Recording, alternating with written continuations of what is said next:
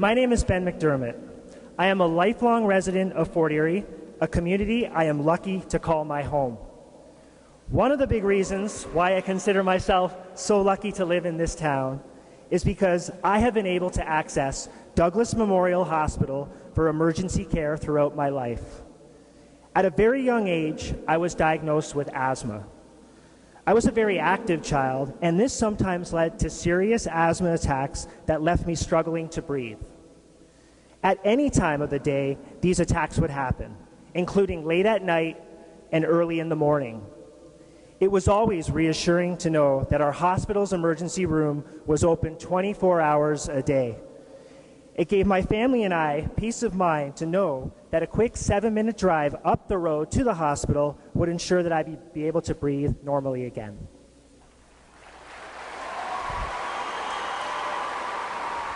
Tonight, I stand here deeply concerned about the plan the Niagara Health System has put forth in regards to emergency care services in Fort Erie, especially as it pertains to the youth of Fort Erie.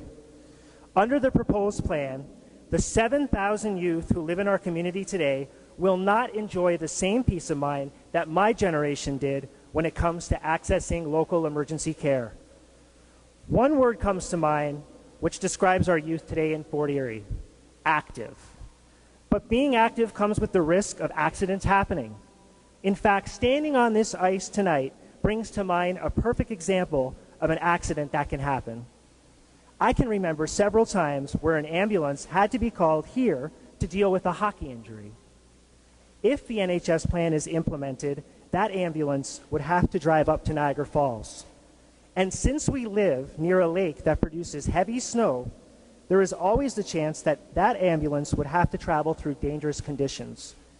Can you imagine being the youth in the back of the ambulance, scared about what injuries they might have, but also having to worry if the ambulance will get to the hospital safely during a winter storm? Can you imagine being the parent of that youth, having to drive up the Queenie, worrying about their child, but also having to worry about their own safety driving in a storm? Dr. Kitts, your first assessment factor in evaluating this plan looks at the extent to which residents' timely and equitable access to appropriate hospital-based programs and services are assured now and in the future. I have given you one example, which proves that the possibility that access to emergency care may not be so timely when factoring in the environmental circumstances we face in Fort Erie. I would suggest to you that any type of doubt to this factor is enough to say that this plan needs to be reevaluated so that our residents' right to equitable emergency access is protected.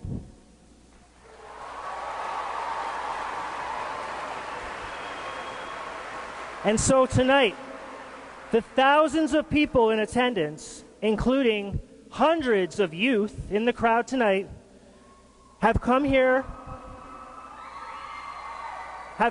to protect the future of Fort Erie.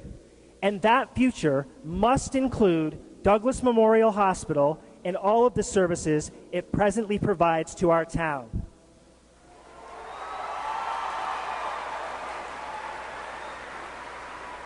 And so tonight, Dr. Kitts and your committee, we leave our future in your hands. Thank you very much for letting me speak.